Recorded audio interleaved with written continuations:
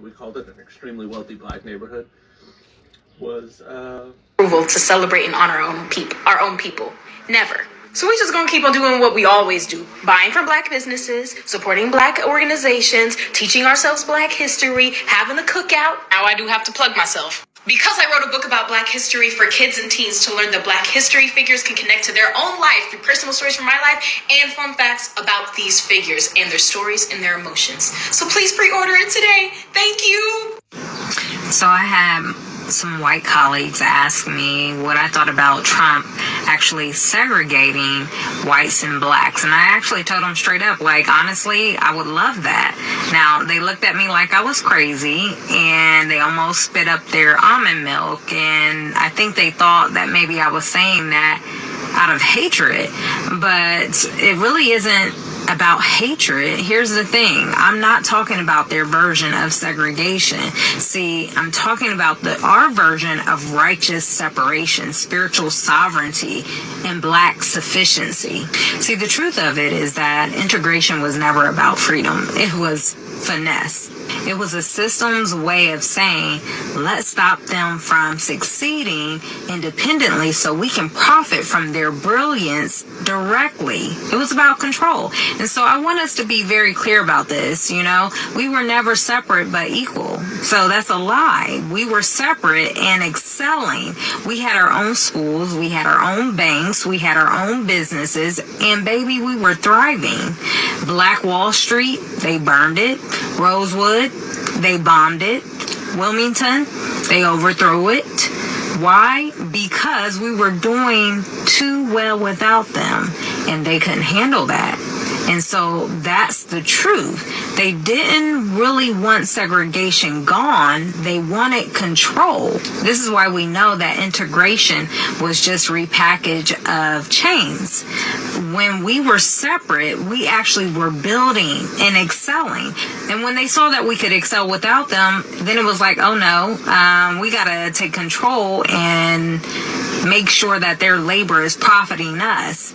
So right around that time, they rolled out this whole standardized testing, ACT and SAT. Y'all remember that? They created this IQ ranking to measure their norms, not our brilliance. And then we were said we were behind when we really weren't. We were just building our own lane, not asking for theirs.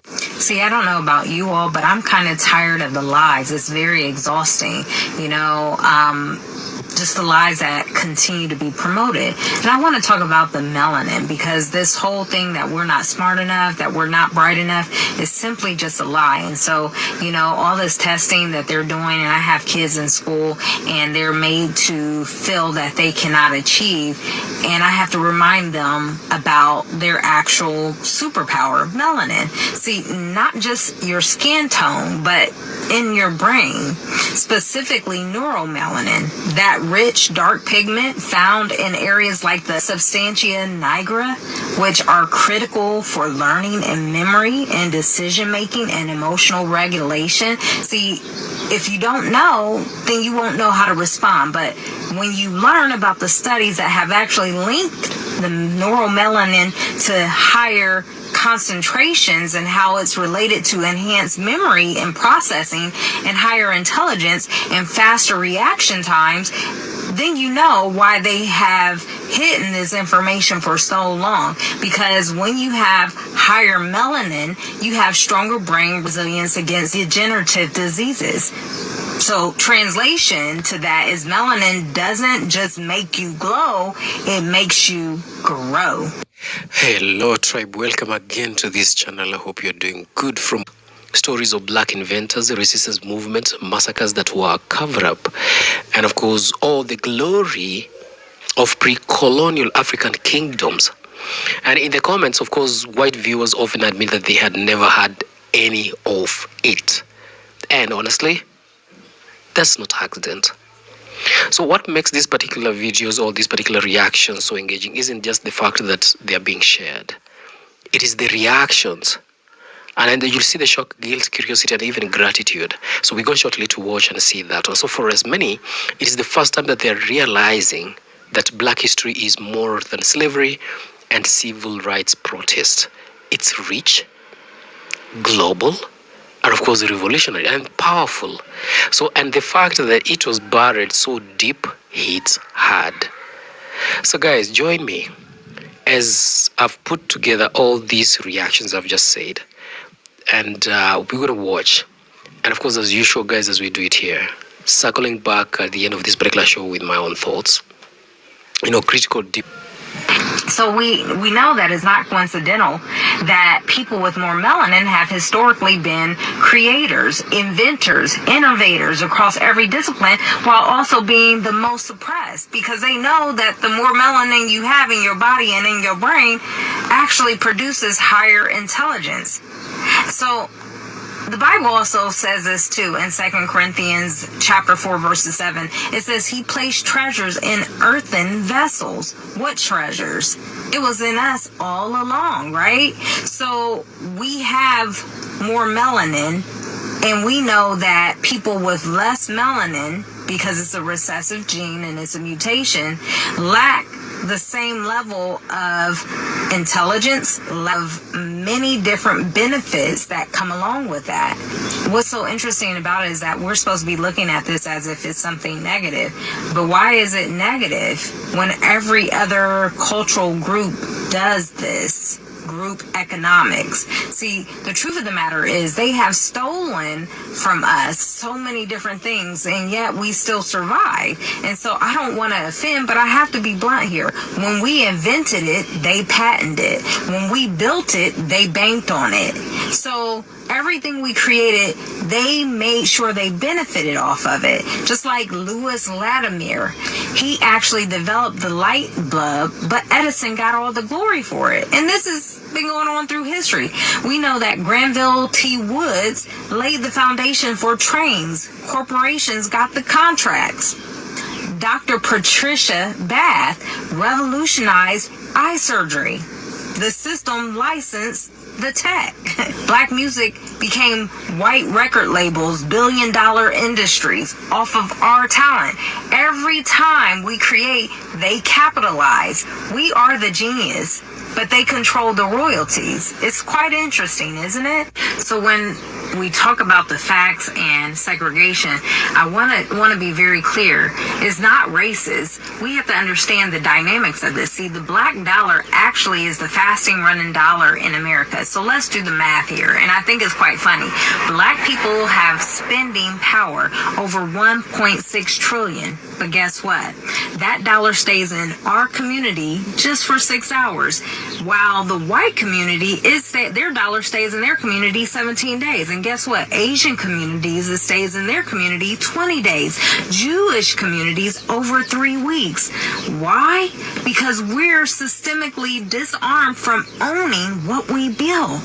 And this is no coinky-dink. The scripture said this would happen. So now our dollar does the labor, but the system collects the check. And this is why I support segregation on our own terms. See, that 400 years of slavery is over. And when I say that I want us to be segregated, I don't mean oppressed. I mean organized. Let's build black banks again. Let's educate our babies on the truth, not whitewashed lies. And let's support black farmers, black techs, black healing, black brilliance. And no, it doesn't mean I hate white people. No, it means I finally love us enough to stop begging for scraps from a table we built but never welcome to. See, the Bible told us about this. Yet, we hop, skip, and jump over the fact that Deuteronomy 28, 43, and 44 already said it. It says, the stranger shall rise above you high, and you shall come down low. They shall lend to you, but you shall not lend to them. And this is exactly what has been happening for 400 years plus years. We built houses, businesses, schools, and they took them and taxed them to death. But beloved, there's hope, because Deuteronomy 30:3 also says, and Yah will turn your captivity and have compassion upon you, and will return and gather you from all nations. So yes, I welcome segregation, because restoration is already in motion. And I want y'all to understand this. We are not asking for more, we're building. See, we were never given anything from you all. I'm not asking to sit at somebody's table anymore. See, I'm trying to go along with scripture and build my people, gather my people, not because they are more melanated, but because we need to know that we serve the Most High and that He's going to take care of us, because separation was never our curse. It was our covenant, and now it's our strategy. It says to come out from among them, be ye separated. 2 Corinthians chapter 6, verse 17. So this isn't about racism. It's about us reclaiming what is already ours. I truly hate giving these white supremacists any type of airtime, but this guy here is really getting on my nerves, this Charlie Kirk dude. So I have to give him a clap back for this video he posted. Black people are allowed to talk about black culture in a way that white culture cannot. For example, black people can go up and say that there's a baby mama problem in black America, and white people are not allowed to say that. Oh, I just did, so what are you going to do, cancel me? Black people are much easier to be able to say that black individuals, despite being 13% of the American population, commit 55% of the murder. Most white people say that at a job, they would get fired for being a racist. I don't care because I say whatever I want.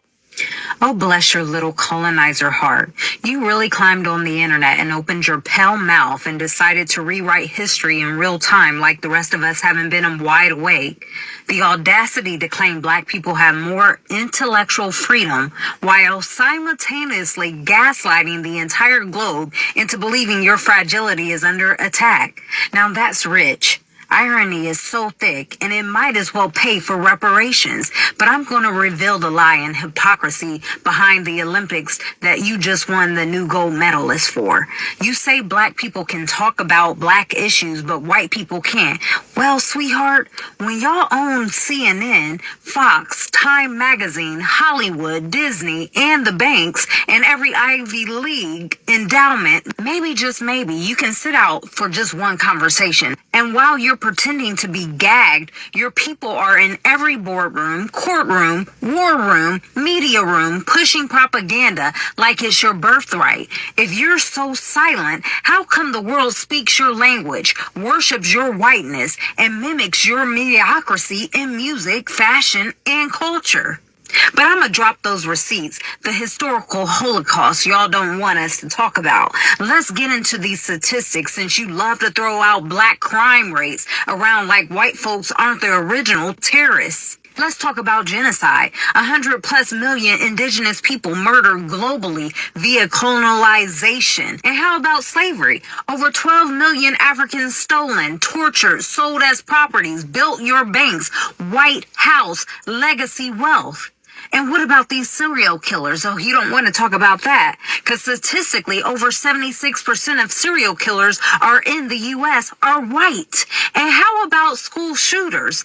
Yeah, those white boys, it's about 90% of them were school shooters, right? Oh, and let's not forget global extinction. Yeah, nearly every animal now endangered or extinct, white-led colonizers hunted for sport, fashion, and science? Yeah. And what about environmental destruction?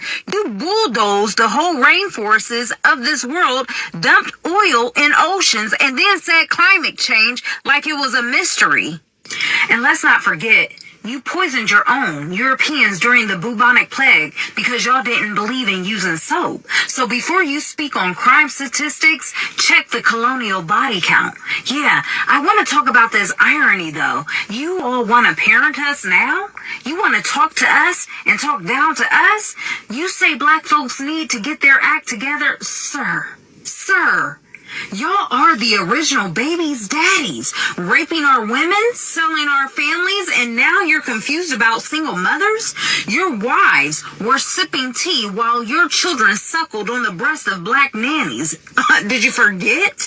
That's the origin of your wet nurse economy. You stole our families and then had the nerve to blame us for the fracture.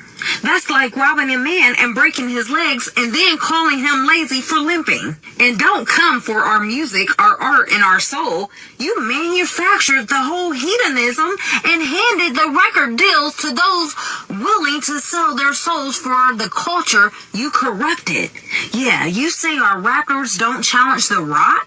You own the labels, genius. But I'm gonna connect those dots from the plantation to the Pentagon, baby. See, it wasn't just slavery. It was the war on drugs, the FBI's COINTELPRO, the Tuskegee experiment, redlining, predatory loans, prison labor, Black Wall Street bombings, and forced sterilization. Oh, did you forget that? You all orchestrated the problem, blamed the victim, and then handed out Band-Aids and made that BS, okay?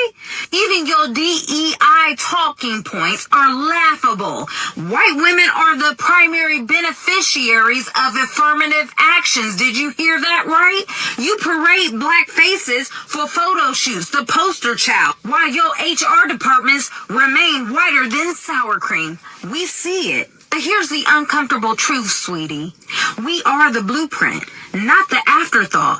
We are not just black. We are the descendants of the tribe of Judah, the royal priesthood you've tried to erase. And you know this, which is why your scientists study our DNA, your historians bury our truth, and your politicians silences our speech. You envy our melanin, our rhythm, our brilliance, so you commodify, crucify, and then cosplay it on TikTok. But guess what? You can't colonize the spirit, baby. Here's the inevitable reckoning truth, and the truth don't die, it rises. So here we are, sifting through your smoke screens, unearthing your stolen stories, and refusing to play nice with lies. You're not silenced, so stop it.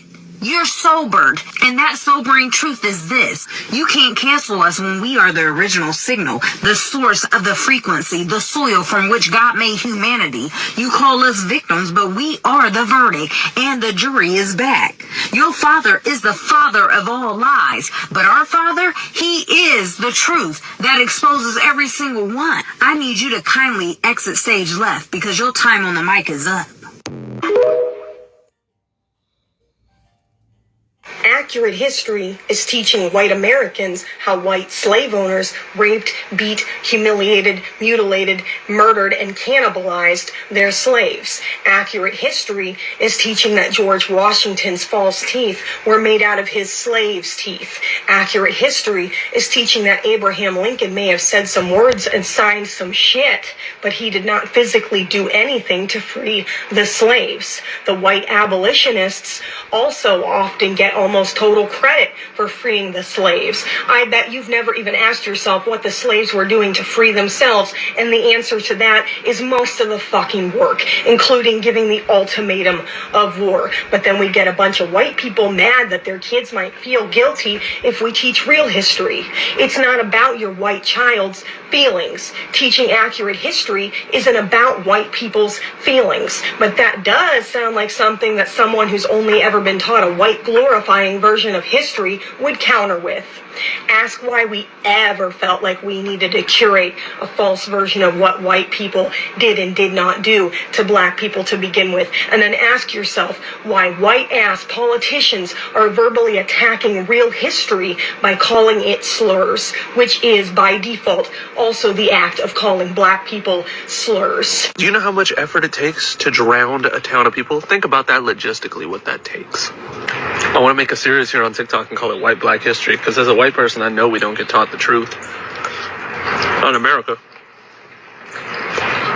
I'll give you an example. It would be like the Tulsa Massacre, where Black Wall Street is what we called it, an extremely wealthy black neighborhood, was beaten and burned down. Another one's like the Wilmington Massacre in North Carolina in like 1898, where a group of white supremacists just decided to overthrow the local government that was biracial and then just kill all the black people. Show me that in your history book. Or you have like the COINTELPRO and like the targeting of black leaders from like 1950 something to 1971, where basically it was an FBI initiated program that was designed to infiltrate and target Black leaders, black communities, anybody who was really outspoken against things. We just don't learn these things. Like literally the FBI and the CIA have been involved in the disparagement, displacement, and eradication of black people and their wealth for ever. Then when somebody brings it up, we sound crazy because you haven't heard it in a textbook in 6th grade. Why would we teach you you're the bad guy?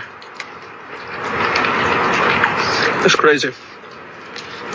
It's crazy the amount of things that we don't get taught that are actual things. There was several black towns that were drowned. Drowned. Think about that for a minute. Do you know how much work and effort it takes to drown a town because you don't like what they look like? Oscarville, Georgia, Choctaw City, Alabama, Seneca Village in New York, more recent, Coalinga, Alabama, Freedmen's Towns in Texas.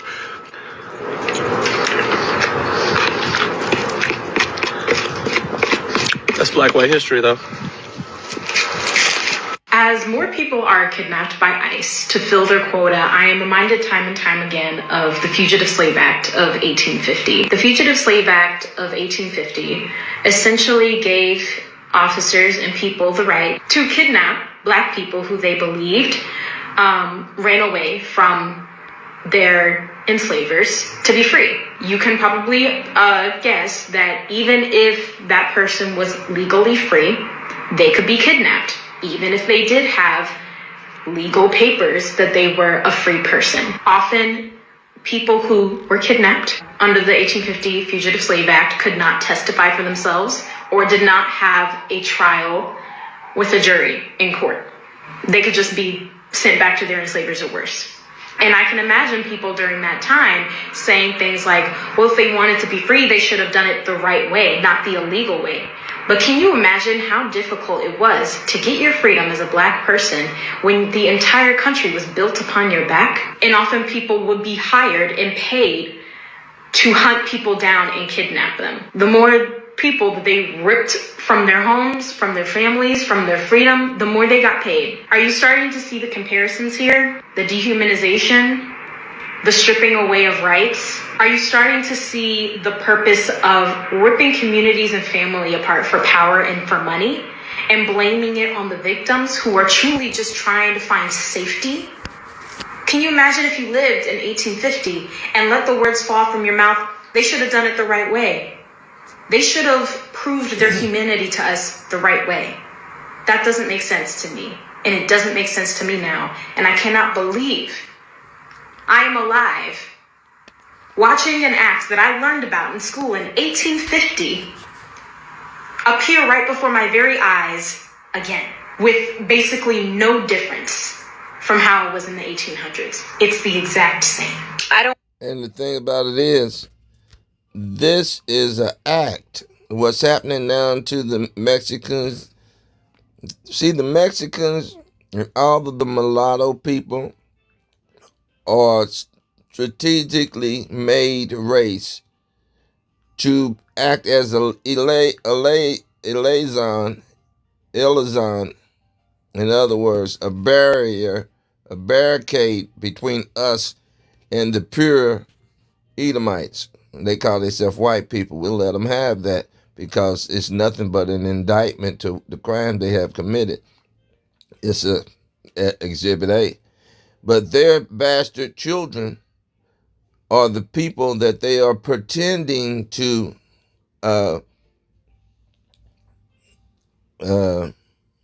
treat like slaves. But they're just their children. They are the people, the seeds that they planted in the world, into the black race. They are the first baby daddies, like the woman said earlier in the video. They are the first dirty daddies.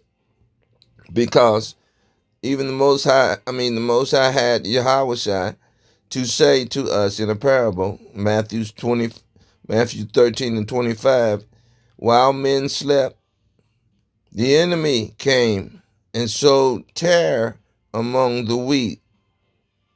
Terror is a seed. It's representing a people. Keep reading. Sowed terror among the wheat and went their way. And ain't that what happened? Show me anywhere else. That's an actual event that happened. Christ was given a prophecy of things that had happened and is still happening and will happen in the future. The enemy, he told us who the enemy was. People that had us in slavery, enemies of God. They all sowed their seed into our race. But mainly we see it happening now when the seeds that were sold in our race, the dominant ruling people, the Edomites, Esau's people, is ruling on the earth, right?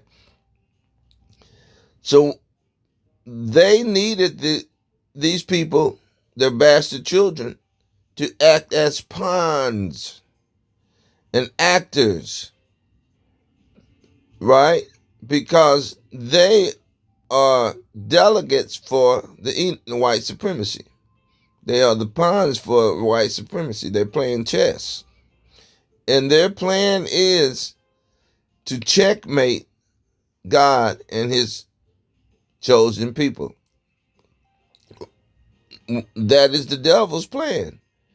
How do I know that? Because you read where Lucifer's desire, Lucifer being the bearer of light, in other words, they are the deceivers, the people of Lucifer. And his plan was to rule over the congregation of the Most High in the land of the north.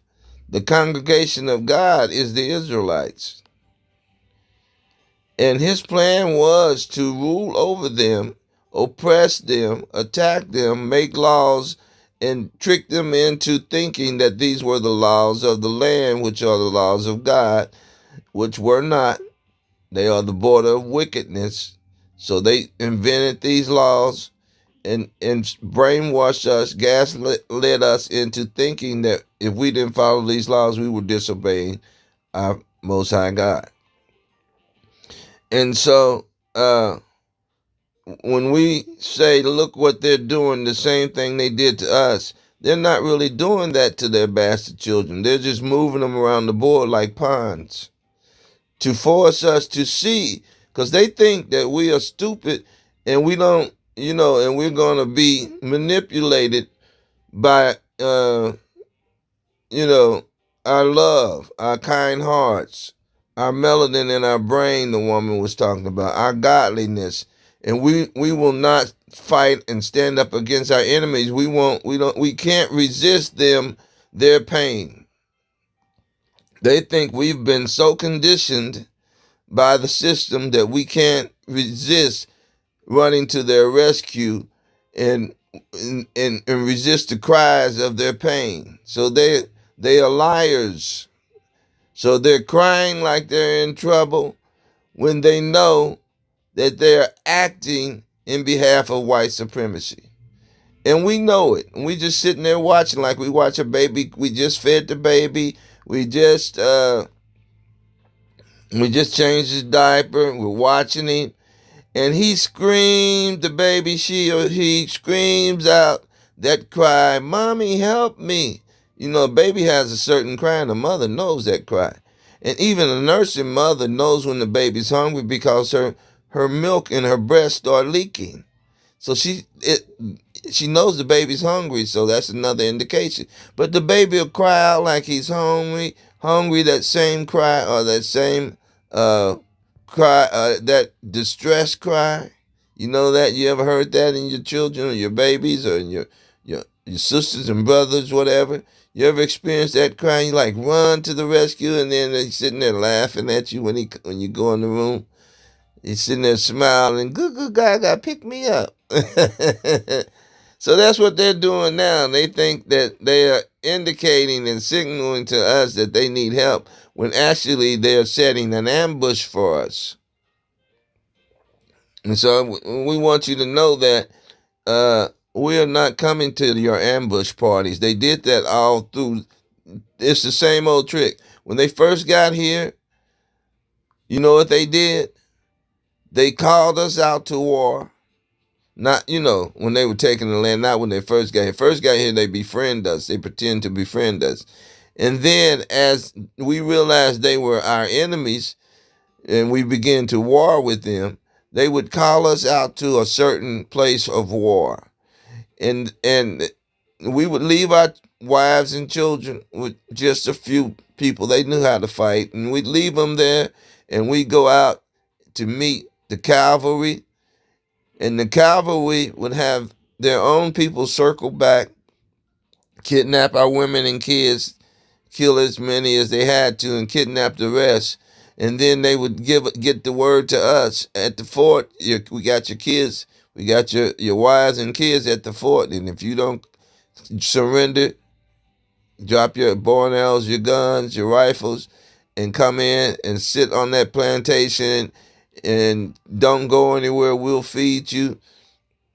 We'll feed you the kind of food we want you to have. We have your food in burlap bags. You can't go out and hunt the buffalo. We killed all of them. We'll give you dry meat. We'll freeze dry your meat and give you what we want you to eat. We'll take care of you. And we won't kill your wife and kids as long as you sit there. We'll let you see them every now and then. We'll give you visits. But we'll keep them in another separate holding place just to make sure you don't try to grab them and run and go back out and start fighting again. And we'll make sure you die in these camps, in these prisons, and we'll re-educate your children to make them think that their fathers and mothers were criminals and savages. We'll start from babies, programming them and reconditioning them, and we'll make it illegal for the mothers to teach the children what really happened, the true history. And we'll build another society of people. We'll stop this fighting. We won't have to sign any more peace treaties. We'll take your land. We'll take your minds. We'll take your inventions, and we'll make you our permanent slaves. All praise to the Most High. I want to end this on a sad note. So please educate yourself on your rights and protect your neighbors, protect your friends, protect your family. I like what she said there. Educate yourself on your rights. Now, we know she's talking about the rights they say we have. But you have your own unalienable rights, inalienable rights, the rights that unconditional rights that God gave every human being, the right to dictate to himself his own will, what he wants to happen, who his ancestors are, what land he wants to live on, because God gave us the land wherever we walk and set our feet, it belongs to us, as long as it's not the land that he gave to the other nations, right? He separated and divided the people according to the number of Israel. So we had to have a certain amount of land because we were like the sands of the sea. And their population numbers was at a degree, but we were like the sands of the sea. And eventually, that's the way Hosea saw us in the end. Like right now is the end.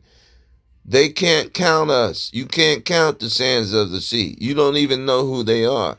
The bloodline is mixed up into so many other places. We look like ourselves, but we also have mothers from other nations. But the bloodline is the most essential thing to focus on, because that bloodline is also joined with the mind of God. That bloodline. My people know my voice, and another they will not follow. You got that? So they know when Christ gives a command for a nation, we're going to spiritually, it's just going to be a spiritual connection. And wherever we are, we might be in the midst of white supremacy. Our conscience is going to say that's not right what they're doing to those people. And we're going to start fighting for God, for righteousness. Because the fight is all about good and evil. So with that bloodline, Israelite bloodline, you're gonna hopefully, I believe, you're gonna stand at that time when it comes to war. You're going to stand for righteousness, whether you be white or black. If you'll cleave, God give you the mind to cleave to righteousness, white people or whoever, you're gonna cleave to righteousness. If He give you the mind to fight and stop white supremacy from destroying the other people, whether they be white or black, black people, you're gonna stand up and defend white people, cause it's right, and they are cleaving to us. You're not gonna let them come and fight for us, and then when they are getting attacked, when they're about to be killed by one of the white supremacists, you're gonna let the white supremacy kill them? No, you're gonna defend them. So it's all about righteousness. Okay. Let's keep watching. So she's saying, know your laws. Your laws is that nobody has the right to dictate their will on you. That's what free is. He made all of us free. So when they come saying you violating their laws, the state's got laws and you violate a state law, there's no such thing as a state law, because a state is an inanimate object. A dead object. The state is not a human being, so the state cannot be injured. You can't injure something that don't have life, that's not real.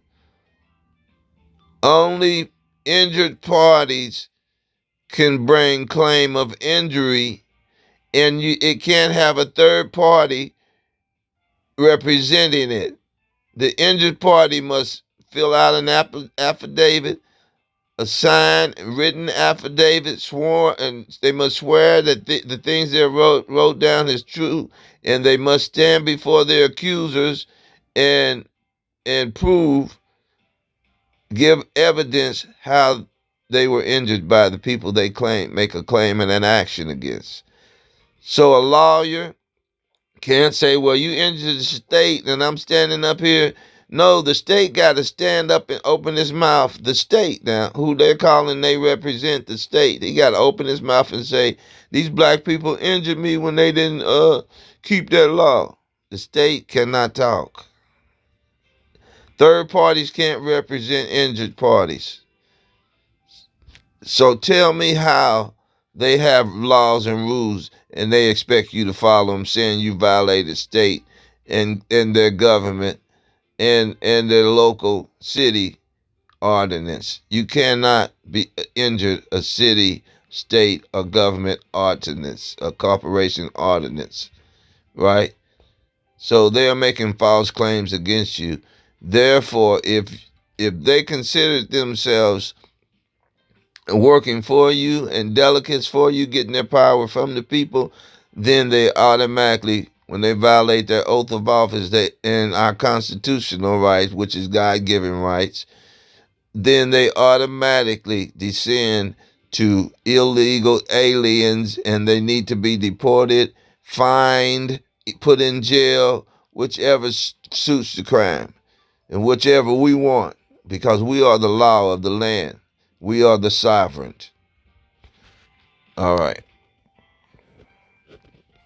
And learn your history so you recognize when it is repeating very obviously. That's all. So in light of the recent protests calling out the United States government's violence towards migrants and protesters in Los Angeles, there's a growing historical debate whereby conservatives are trying to downplay and whitewash the injustice of how America, quote unquote, stole California from Mexico in the first place. They're basically claiming that Mexico lost the war fair and square and formally sold the land by choice. But that's not exactly what Mexico stole the land from the indigenous Issachar, the black Mexicans, the people with the true features, Issachar features, and the true Issachar skin. Mexicans, they look like their fathers, the Spaniards. Issachar, the black Afro people in Mexico, they have the melanin, and the features. How did they get the features and the color? Because if the Mexicans were here first, and then the Afro Mexicans that's in Mexico came from them, the Mexicans and the Latinos are the original people. Why do the Afro people have the kinky hair and the melanated skin? Because melanation can only be passed on to the offspring by the people who have melanation. So the Spaniard couldn't pass the features to the blacks and without passing, and the melanin, because they didn't have melanin. The only thing they could pass is the recessive gene that takes away the melanin. That's why they look like they look, because they pass on their recessive genes. And they kept passing them on because they kept only generating offspring by people of the Edomite race. They are Edomites. They are Edomites. They are the tear.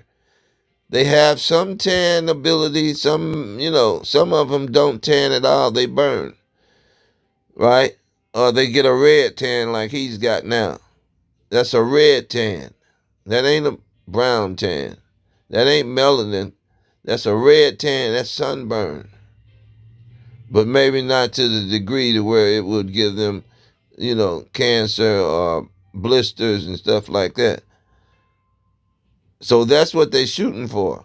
They don't mind those red tans right there.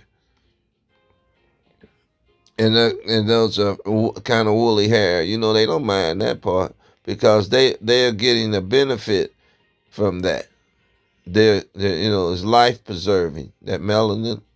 And that hair stops them from getting hair lice. Right? So it's a benefit from having that look they got right there. That they receive benefits from their Afro ancestry. But they can still have Edomite blood flowing through them, and that's what counts. Happened, and it looks like we need a refresher on how messed up this was. So the story pretty much starts in 1845 when James K. Polk becomes president. 1845, James Polk became president. What about all those other 300 years that Issachar, the black Issachar, was down there? And the black president that saved them from the massacre that the French, the British, and the English tried to go over in Mexico, where it wasn't Mexico, the territory where Issachar was, and take over them after the Trail of Tears. They tried to go in there, and Issachar held them off, just like Hades. All of those colonizers went over there to take over Mexico, and they couldn't. Only when they whited out and made delegates of their bastard children, like I said, they were the pawns. They were the ones out fighting to make room and clear the chessboard where their warriors and their laws and their elites like this man here could go in and secure the territory. But they used the pawns first, their bastard children, like they're doing now, the same way they've always done. They're playing chess with their children as pawns, with their bastard children as pawns. And the people who want to be a step up the totem pole, at least I'm not black, those people, you can beat the hell out of them. Their daddies and moms and their uncles and stuff can beat the hell out of them, and they'll cry and nurse their wounds. They'll be so hurt and so disgusted, but then they'll look in the mirror and get life again. They'll say, at least I'm not black, and be rejuvenated. So that's what's happening. And that's what they're doing now. That's why if they can't get us to come out there and boss us around and make us fight for them, then they are on the bottom of the totem pole, or white supremacy totem pole. If they, we won't obey them, they're no longer useful to white supremacy because they can't lure us out to a fight. So they're just like the bootleg black entertainers and politicians. They can't get us to participate no more. We're acting like sovereigns to the land. We're acting like rulers of our own race. We're all acting like rulers of our own world. We're ruling our own worlds. We won't participate with them anymore. This is a very good video we're watching here. I'm going to say fair use, because I think I might post this. I might repost this for the commentary that I'm giving. Okay, because the Holy Spirit is leading us to understand who we are as the Israelites and not as citizens and residents of the United States fake government. The United States is not a geographical location. The United States is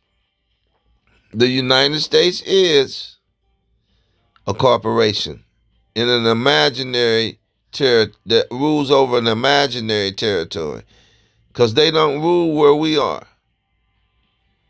They only rule in their heads, where the people who make themselves citizens and residents of their imaginary jurisdiction.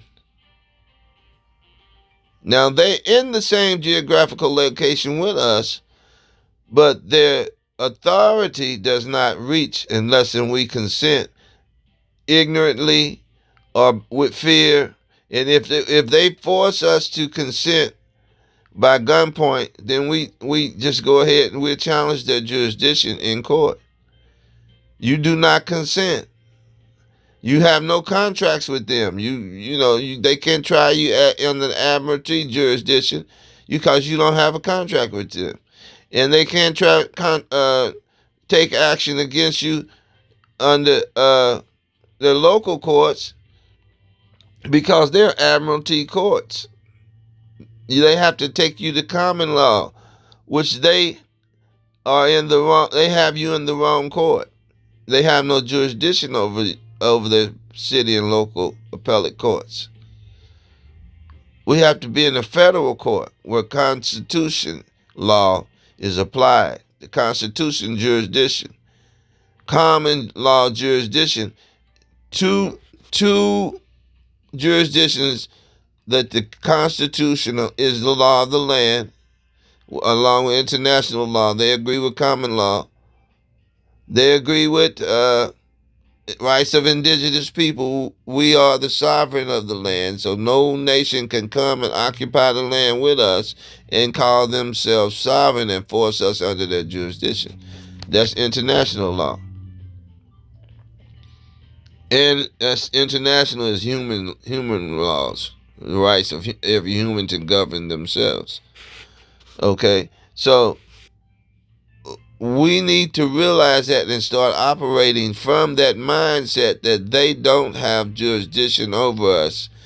General Yohana, Nathaniel, and all your imps that follow you, all your little puppets that follow y'all, they don't study for themselves.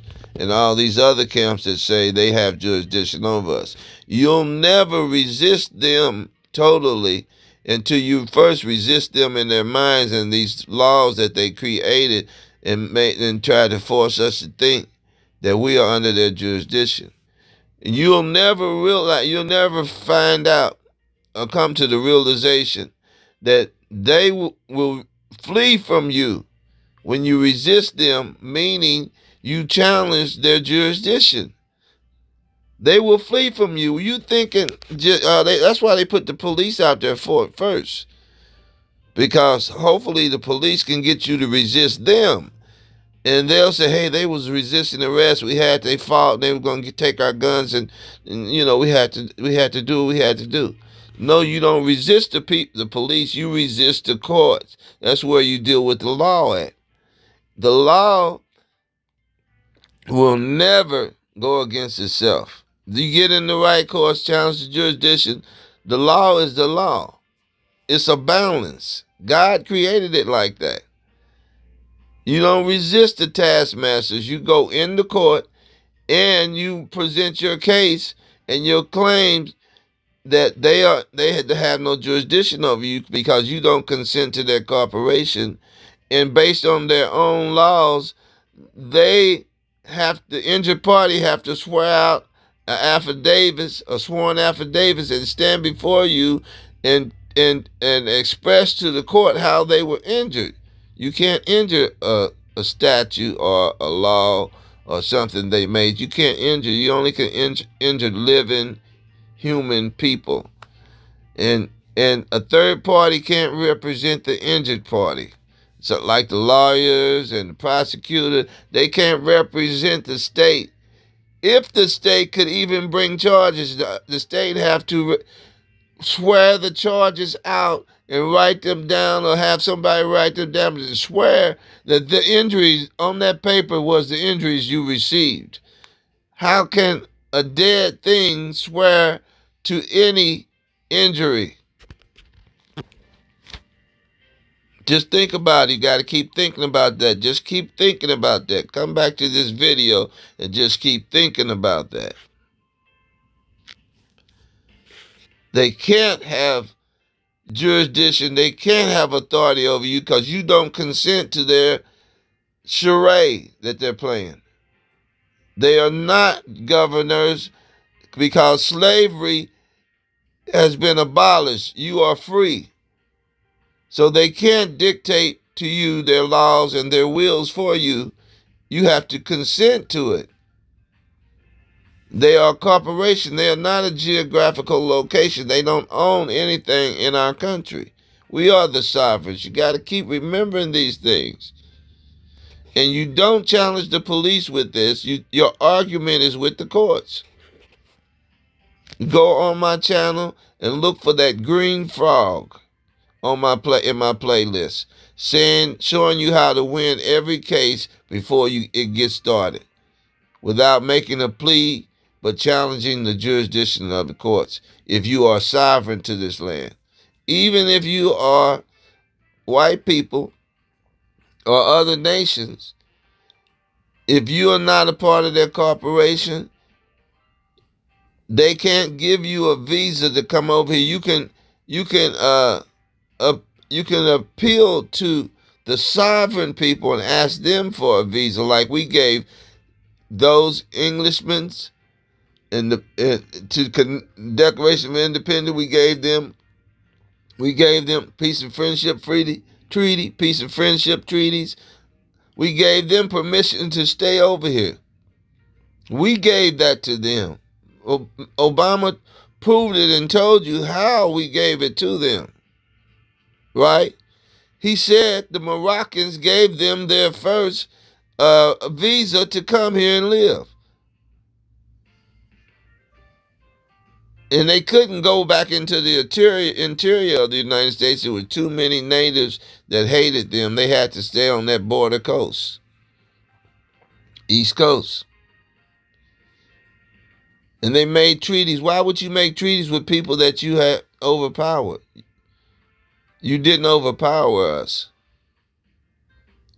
You captured our children, and you captured the dark-skinned Indians, which they all were dark-skinned, and you, like I gave the scenario, you held them hostage until their families died, and then you kept reiterating, we brought you over here, you was our slaves, we brought you over here from Africa, this ain't your land.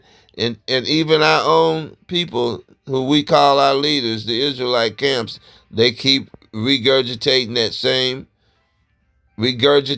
same poison. Keep re-injuring our black people. All your black people came over as slaves in the Northern Kingdom is all white. You idiots. And you're going to have to pay for that, man. You can't keep misleading the people talking about flush the nigga down the toilet who don't want to go along with what we saying, our lives. You flush him, he ain't worth nothing to us. Y'all ain't nothing but, damn it, white supremacists. You camp leaders just keep teaching that. You're a white supremacist posing as Israelites, like you love us, you getting that money, you ain't nothing but Christian pastors. God gonna deal with you dumb dogs, man. So all praises to the Most High.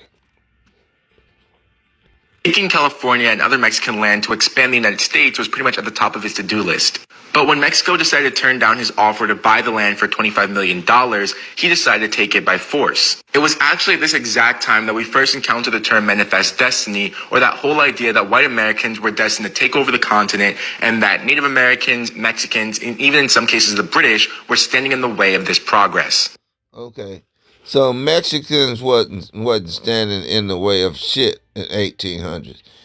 Issachar, the black Northern Kingdom people, Issachar, Gad, Judah, runaway slaves, the Seminole Indians ran over there in that country and established a community. Why is this you saying this white guy came over and offered to buy Mexico? Who was he buying it from? If the Mexicans were the Spaniards and they had already conquered and planted their seeds there, and they were the delegates, they were the government over there, they would have just gave it to them and let them in. Because how the Mexicans established their kingdom, meaning their nation, is they all declared that they would white out their community, not misogyny law, that they would not marry black people. That's how they became Mexicans and Spaniards. Because they declared that they would not allow, that they would not marry. That law hadn't been established over there yet because they didn't have to, because they were black people over there. Why wouldn't the Mexicans sell the land when they were if they were starving to death or something like that, or if they were being oppressed? Because, the Seminole Indians, the black Issachar and Judah, they were all mixed together. That's Bible prophecy. They will become one nation again in the land of their captivity. That's Bible prophecy. All the tribes mingled together, where before it was said that they were supposed to just stay with their own tribe, but God mingled them together. They were over there ruling. They had a black president. And then eventually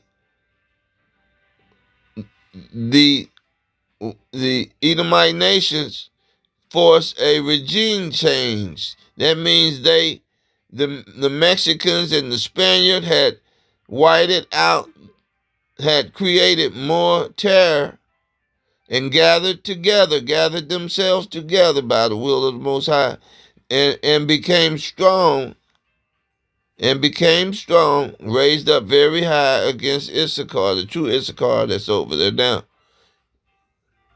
segregated from these people. Then that's when they start ruling. They didn't have to fight for that.